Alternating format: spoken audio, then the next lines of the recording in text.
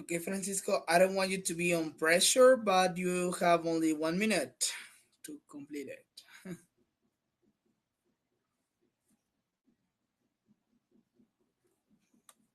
Yes, don't worry, don't worry. If you spend more than 1 minute, maybe I know that it's kind of difficult and you need to think a lot, right? But remember that also in this kind of test, we have our time against us.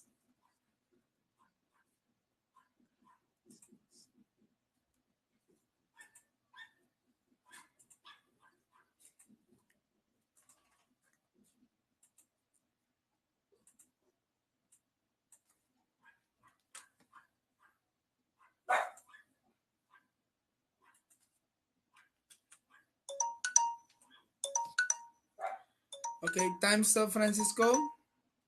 But that's okay. Ah, good, just in time. Excellent.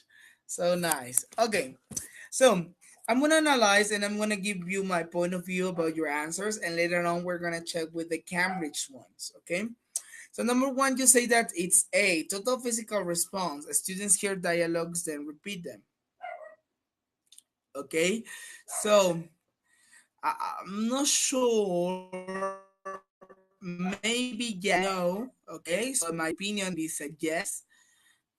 Because it doesn't matter if you hear them and repeat them, but without any movement. Remember, total physical response. That's why it says physical response. There must be a response, not only repetition.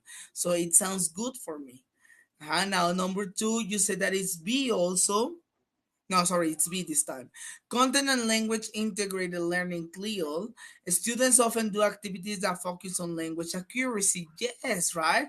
That's what I explained like 2 or 3 minutes before. Like you need to relate the knowledge of the language for a specific area or specific areas. Lexical approach, according to USB, each vocabulary item must be learned by heart. Very nice. I think this is more with the grammar translation, right? Uh-huh.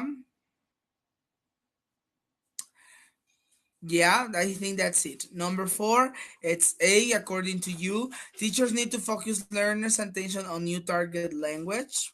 Okay. Not exactly, right? Sometimes. Uh-huh. Um, Although this is a little bit tricky.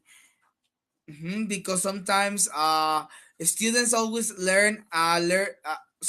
students always start learning a new piece of language by doing a task. Not always. Not always. Sometimes it's not just a task, it's just a teacher's presentation. So maybe I have my doubts in this one, in number four. And you say that is A. I'm not sure, so let's check. Number five, B. Grammar translation method. Readings and patterns practice help you learn structures. No, right? Not at all. Just exercises and translations, right? But let's see. Number six is A. Task-based learning, TBL. Tasks must be done after students have practiced target language. Uh-huh. Yeah, but it can also be at the beginning, right? Sometimes that will depend on the kind of teaching. So maybe that's why you got confused. But now, anyway, we're gonna check your answers seem to be very, very nice. Okay, but let's check to the Cambridge ones. Number one, correct. Number two is D, correct, Francisco. Number three, B one more time. Number four, A in this case. As I was telling you, in this case, I will go more for the letter C, because if you say on new target language, this can be possible. A student always start learning a new piece of language by doing a task. Not always. You can have a PowerPoint presentation, and your students will do all the process, because remember that the beginning is presentation, so you can have different techniques. And indeed, today we're going to be talking about introductive activities. How can we introduce this kind of activities, how we can continue, and so on. So it's going to be a very nice class.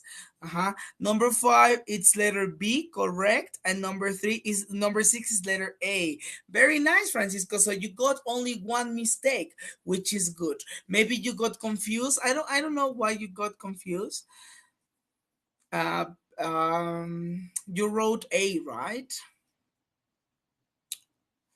Yeah, maybe because of the target language, right? Mm-hmm. That maybe that word target language, new target language, maybe that was the error here. Because I know that you can control this, Francisco, and I'm sure that if the real test, if you have questions like these ones, you will get a band number four. I'm sure of that. Okay, Francisco. So tell me, questions or problems about this sample test? No, not at all. Very nice. So with this we have already checked one part of teaching, which is very important because it's the base. What kind of method and approach you will be following? You know that each school has its own approach and method. Sometimes they don't even have these ones because if they are like general schools, they have also Spanish, history, and so on. Maybe they have a different one. For example, in the school that I work, we use the situational method. That is good also. It's very simple. It's very similar to content based learning. But basically that's the approach or the method that we have. What kind of method or approach do you have, Francisco, in your school? What is the methodology you use?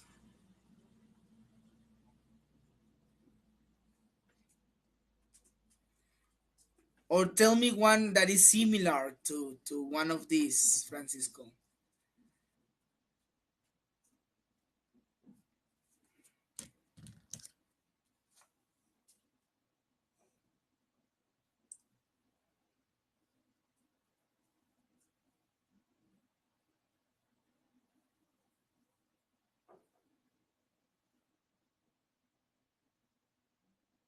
Okay, TPR for young students, very nice for children, right? This is the most common. Although you can have a combination, and that's what I do. Even though sometimes I am asked to use the situational method, sometimes it helps me to use, for example, the TPR. And even though they are kind of old, because they like to play, they are teenagers, so they like it. Or sometimes I use the PPP, the practice, presentation, practice, and production. Okay, obviously I related to a situation of the students, but that's okay. TPR from your students, right? So what are the most common approaches or methods that you combine, Francisco? Yes, PPP, right? Me too. Like sometimes TPR, sometimes PPP. Those are, I think, those are the most common ones. I think, in my opinion, for me and for other teachers, right? Excellent. Uh, For you too, yes, Francisco. I think this is very common for many teachers. Now, let's go with the next topic, Francisco. Okay, and this is called now. You, I thought that you got a problem with the presentation, the PPP, because you didn't know how to introduce a topic or how to introduce a class. What do you tell me, Francisco? What do you usually do talking about young learners? What do you usually do for introducing classes, for introducing activities? What is like the most common thing that you do? You make a presentation, you play a game, you, I don't know, you show videos. What do you usually do? You make them relax, stand up, take a breath, okay, stretch your body. I don't know, that can help too. What do you usually do for introducing your classes?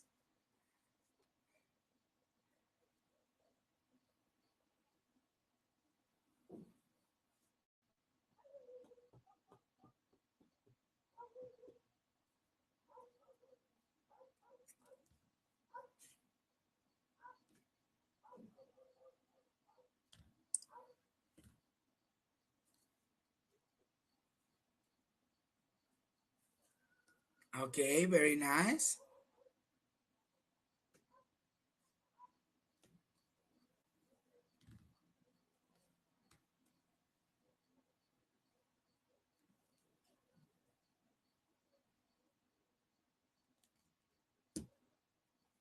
Sing a song. Mm-hmm. Use the projector. Yeah, nowadays children like technology, right? They love all this kind of stuff related to technology, play games. Okay, very good. And do you think that you have a presentation? I mean, like, what do I mean with presentation? Do you have like a plan, Francisco? Do you write on a notebook or something what you're going to do, like kind of a lesson plan? Do you have a specific presentation or activity, or something like you can based on, or not really? You just go, you just think about what you're going to do, and you just present it.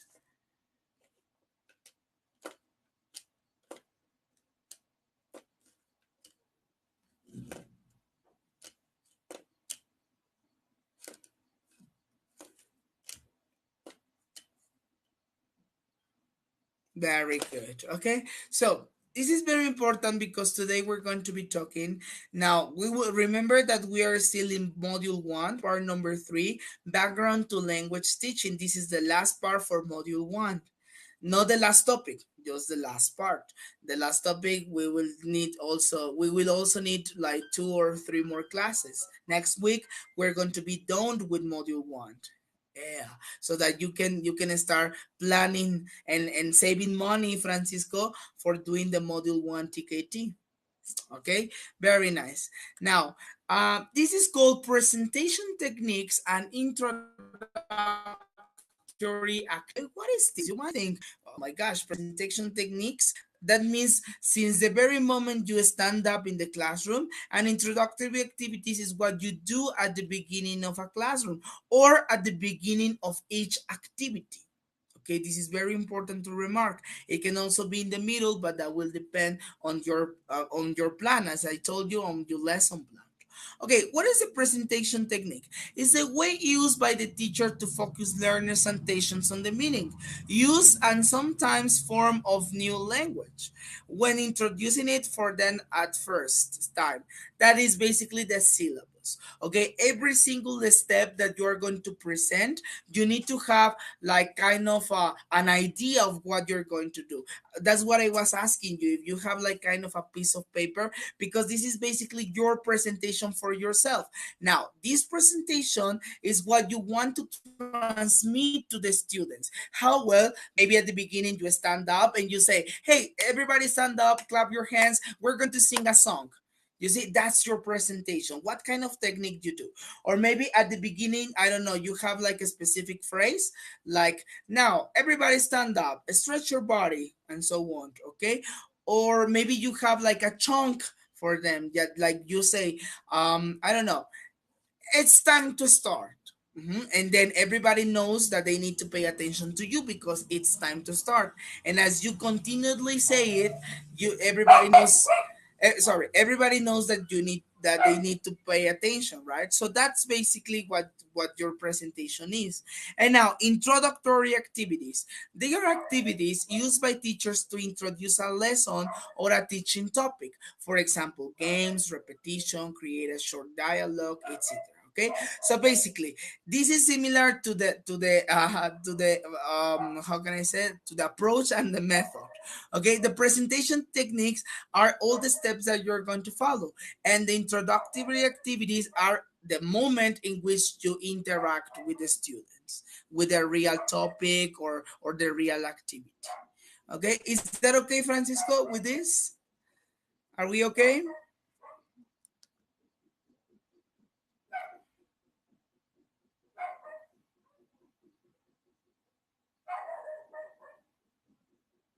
Very nice. So let's continue then. I need Francisco and everybody, if you're watching this video, I just need to pay lots of attention because this is kind of a very not difficult but tricky topic. Okay, because here we have like many examples and many ways to introduce and present a practice. Okay, so I hope this is clear, Francisco. I hope that you can clearly see the picture that is on my left. Maybe it's on your right in your case. Uh-huh. in here, in which we have like a small chart, and we have a presentation, practice and production PPP lesson. Okay, so this is basically your presentation. This is the syllabus. These are the steps that you need to follow, the procedures, the aims, the objectives, and so on. Okay, for example, in this class, the aim is students to learn the difference between countable and uncountable nouns, and when to use and some with them. This is the aim. This is like what you need to do. Now let's go with the procedure. Okay, ask a student what the food and drinks they like at the birthday party. Stick on the board magazine pictures of different party foods. The pictures should be a mixture of countable and uncountable nouns. Example, ice cream, sandwiches, cola, fruit, banana, chicken, etc. Okay? Number three, then after you stick the pieces of paper, now you're going to say to students, I'm having a birthday party this weekend. I like a box of sweets and a cake for my party. And I like some ice cream, some cola, and some fruit, some sandwiches, some bananas, and some chicken legs. Okay, now you're giving them a situation, right? Now, number five, say, you see, so this is like the presentation, what you need to say exactly like that, like every single point that you need to follow. Say, I like a box of sweets, and then the people repeat, I like a cake. Or you continue, say, I like a box of sweets, I like a cake, I like some ice cream, etc. And ask the students to repeat each sentence correctly, right? So far so good. So as you can see, this is just for introducing a topic. I'm not even in practice. I'm basically still introducing. Okay, as students, stick the papers on the word. Then ask the students, then make them repeat. Now, number six, point out that the students that you can count some nouns, but you can't count other. The ones you can count are called uncountable nouns, and the ones that you cannot count are called uncountable nouns. You use with singular countable noun. So this is all the explanation, as you can see, all the grammar, all the accuracy, and then you are entering into the real topic. You were introducing, and now you are like introducing the real topic, what you need to get according to the aim. Now, number seven, ask the students some concept questions. For example, which of the food items on the board are countable or countable, singular, plural, and then you are making students think. Okay, number eight, students do a written graph fill exercises, filling the gaps with a or some. Now it's the practice. You see, remember that the methodology is presentation, practice, and production. So the presentation was from numbers from 1 to 7, and now the practice, sorry, from 1 to 6, and now the practice it's 7. Uh-huh. Students do the written gap fill exercise, filling 7 and 8, indeed. Uh-huh. And finally, the production, I think, students work in pairs with a worksheet of pictures of food and drink items. One student tell the other what they like to do for the party. Example, I like some, I like while the other student takes notes, then they swap roles. You see? So maybe this can be, I don't know if this is the practice still for the teacher or is now the production. That will depend on the teacher. Okay, so as you can see, this is your presentation. This is the syllabus presentation, what every single step that you need to follow exactly as it is here. But now, what is the technique? What is the technique? What is the introducing skills, all the presentation, all the things that you need to do? Okay, and this is very important because this will be asked in the real exam. Put the target language into a situational presentation. So at the beginning, you can start with presenting any situational presentation, such as step one, because you are asking them what they like to eat, what they like to drink. Now, the next one, you can also have make sure that the students remember previously studied language by eliciting. Eliciting means asking students to say the language rather than giving it to him. Okay, so that means to make questions, and instead of you giving the everything, you can ask them. So that's steps 2 and 3. Mhm. Okay, so we have two things: situational presentation, contextualize, eliciting, which means asking students. Now, the next one, also another introductory activity, is the teacher remembers. Sorry, the teacher next models the target language, modeling, and the student just listened. So now you are a model. You are saying, I like banana. I like an ice cream. And maybe you do the ice cream. I like I like popcorns. Okay, so you are modeling, you are mimicking, you are doing gestures and so on. Okay, the student then repeat the language in a choral drill, repetition. Every single word that is in red is what you must remember, Francisco. I am just explaining you. Mhm. The teacher tells students about the grammatical use of the new language. Focus on form. Now, the accuracy of the language. Now we're going to focus on form. The teacher asks the students concept questions to check their understanding. Step 7. Now, what is a concept question? Which is countable? Which one is uncountable? Tell me, when can I use some? And so on. And finally, practice ACE is focus on form one more time, and focus on meaning, step 9, because they need to have an interaction. Okay, so from this, let's say from this presentation, Francisco, we can remark that for introducing activities, for introducing a topic, the tech the the teacher uses many techniques. Which are these? Situational presentation, eliciting, modeling, repetition, focus on form, concept questions, and focus on meaning. Just in one class, just for introduction, you can have many kind of techniques. Okay, so far so good, Francisco.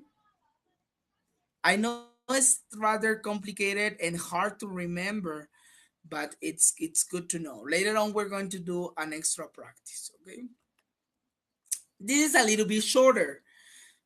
This is from task-based learning TBL lesson. The aim is for students to choose food and drink for a birthday party. Okay, in this case, I'm going to do it the other way around. First, I'm going to explain you the technique, and later on the presentation. Okay, now what is the technique? First, the teacher starts by contextualizing the topic. Okay, it's not the same as situational than contextualize. When you make a situational step like in the previous one, it's because you're asking, or you want to make your students be in a certain place. For example, you are at the restaurant. Now it's a situation. And in contextualize, maybe it's something about their past, something that they remember.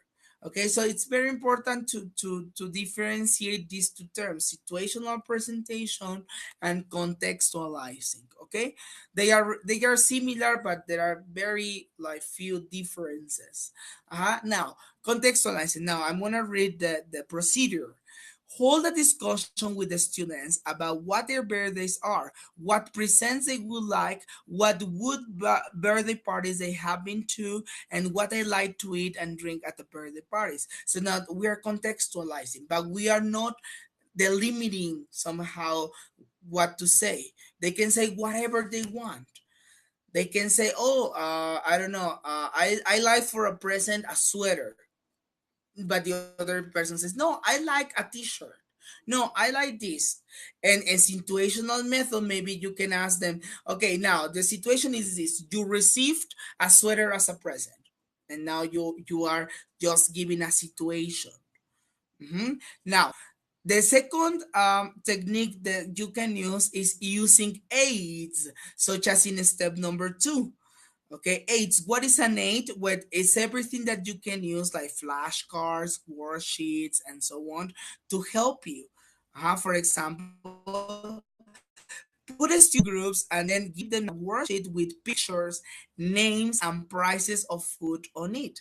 So now, as you can see, you have 3 aids here. First, the worksheet, then the pictures, then the names, and pictures of and prices of food. You have 4 indeed.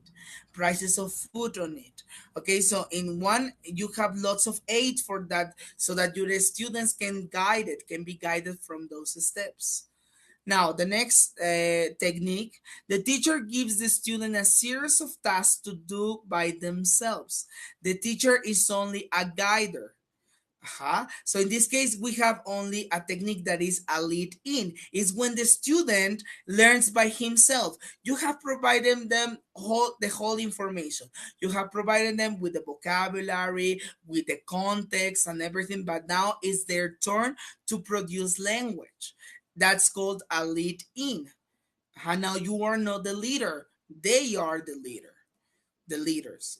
So now here in this case, for example, in number 3, tell the students to do this task. Choose the food and drink they like for a birthday party for 10 friends, keeping within a price limit. Example, $10. It's the moment of the students to go and talk about what kind of party they like to have.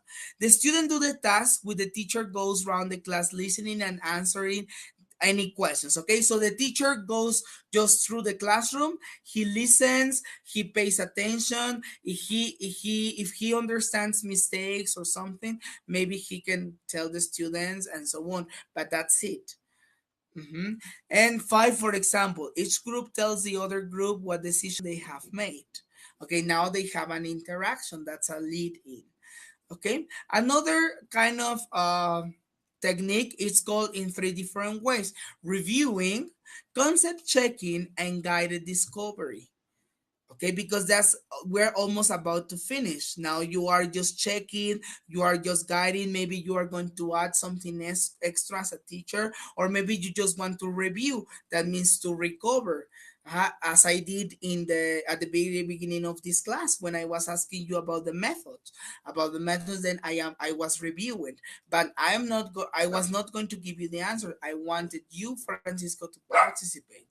Okay, so in this case, the teacher and students discuss any new or problematic language they need for the task. So in number 6, for example, says the students ask the teacher questions about any language they needed for the task, and or the teacher tells the students about any language she noticed they didn't know as they were doing the task, the pronunciation of some words, what when to use, and some, etc. Okay, so you are just reviewing, you're just checking. uh-huh. And finally, the student do the task to consolidate. Many teachers just finish with the check-in, they did the task and that's it, but they don't consolidate the language. How did teacher do it? Look at it. Students write a note to their parents saying what food and drink they would like at their birthday party. Now the teacher wants to consolidate this topic. They have already practiced, they have already had a task, but now this is like an extra task, and they will take it for home. Okay, they will write, and then maybe they will give it to their real parents, or maybe they will give them to the teacher. But anyway, it's a way for you to check, because then you are consolidating by checking their writing and stuff, and then you give it back, you congratulate the student and so on. Okay, so far so good, Francisco. How do you feel? Exhausted with many concepts? I know, but this is something we need to learn.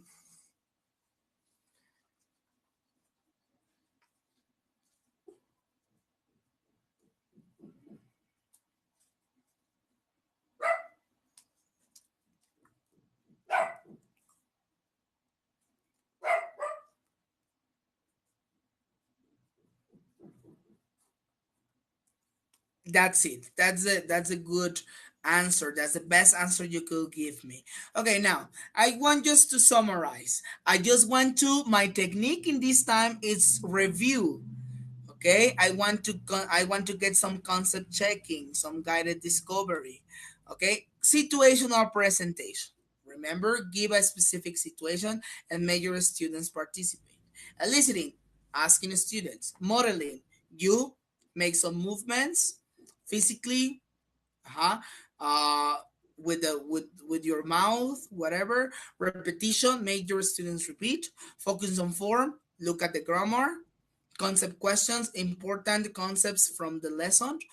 For example, in this case, maybe the next class I'm going to ask you, what is modeling? What is eliciting? Now I have some concept questions. Focus on form one more time and focus on meaning, communication. Give or send your message be transmitted to other people. Hmm? Other kind of techniques include contextualizing, right? Now, ask students about their previous knowledge, okay, so that they can get involved in the topic. Uses aids, so you can use many aids, pictures, images, and so on. Lead in, let the students be. Let the students to do the work. Let the students to study by themselves, to practice by themselves. You are only a guider. Mhm. Reviewing, concept checking, or guided discovery means like to recheck what you were doing. And consolidate can be an extra homework on extra practice so that you can see if they really got it. Okay. So tell me, Francisco, according to my classes, according to these TKT classes, okay, tell me which of these following steps we're going to look first at presentation, practice, and production. Which of these techniques do you think I use in this class? Situational, modeling, repetition. Which of these techniques do I use?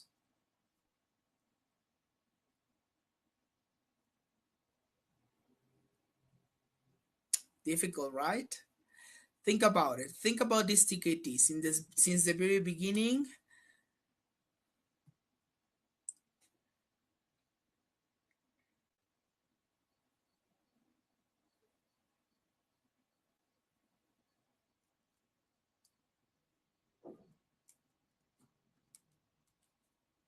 You can look at the example in the presentation and practice and production lesson so you can have an idea. Maybe, yes, I remember when the teacher asked me to this and this.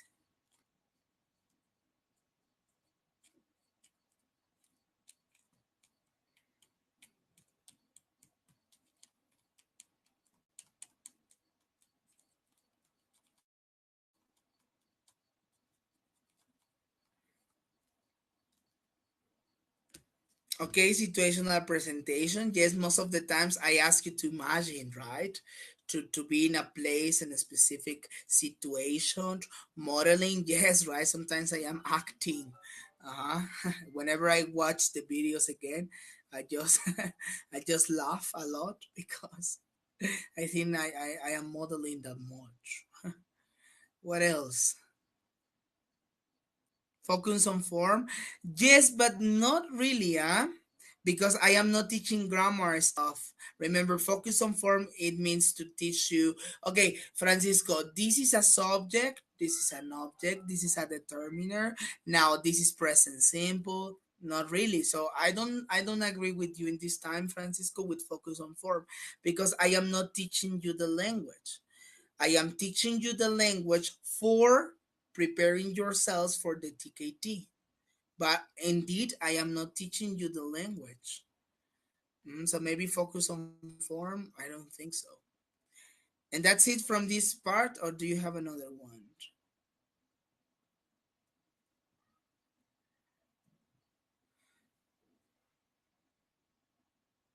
Yes, concept questions, right? Like in this part, what is modeling? What is eliciting? And sometimes I ask you, maybe until the next class, but I always ask you. Very good. And that's it, because focus on meaning, not that much. Yes, we have a communication, but we don't have like a real interaction, right? So maybe focus on meaning is not correct this time. Mhm.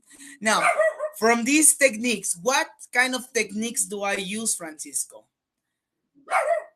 From this part.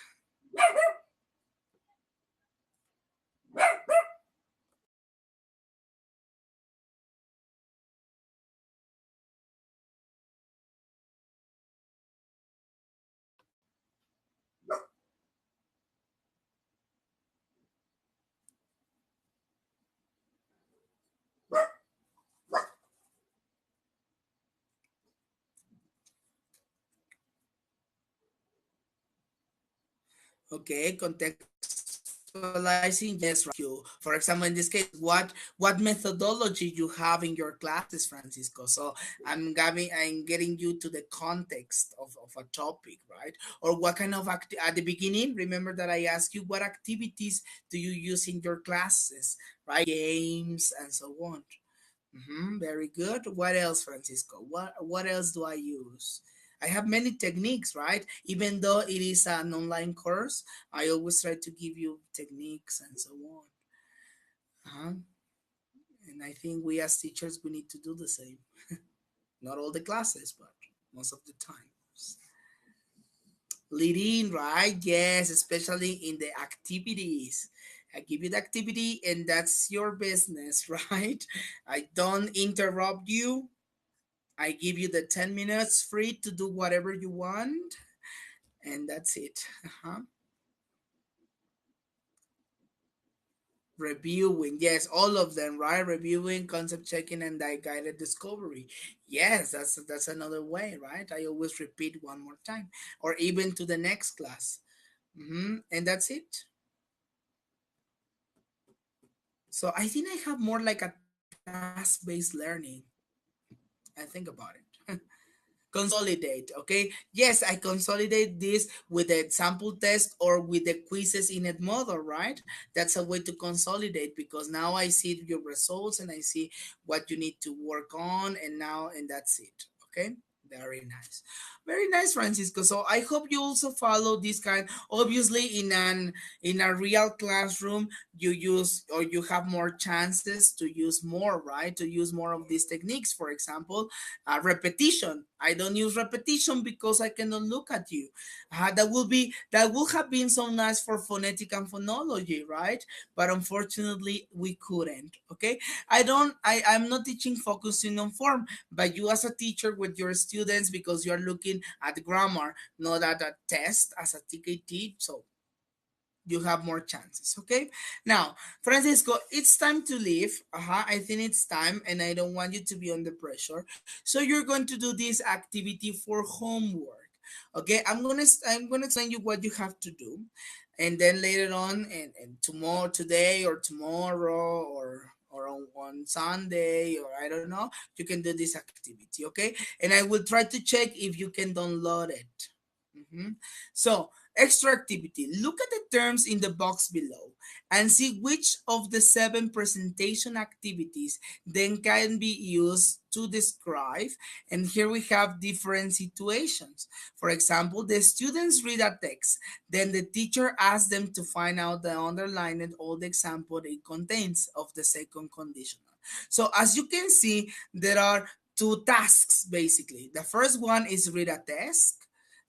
The next one is ask students to find an underline. No, we have more tasks. Underlined, ask students, and read a text. So we have three. So maybe in these 3 steps, maybe we are checking or we can check at this one. For example, in the first one, read a text. Maybe for you, this is, I don't know, focusing on form. Or maybe it's noticing. First you need to notice what you will be looking at. You know what I mean? Okay, so in all the 7 you can have 1, 2, 3, 4, 5, or even 6 of these techniques. So do you have a question, Francisco, about this activity? You just need to be so analytic this time.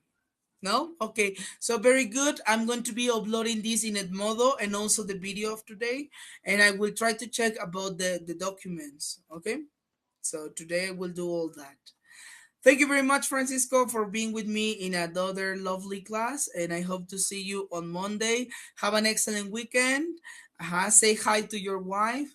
Today is Women's Day. So congratulate her by my part. Say hi to her.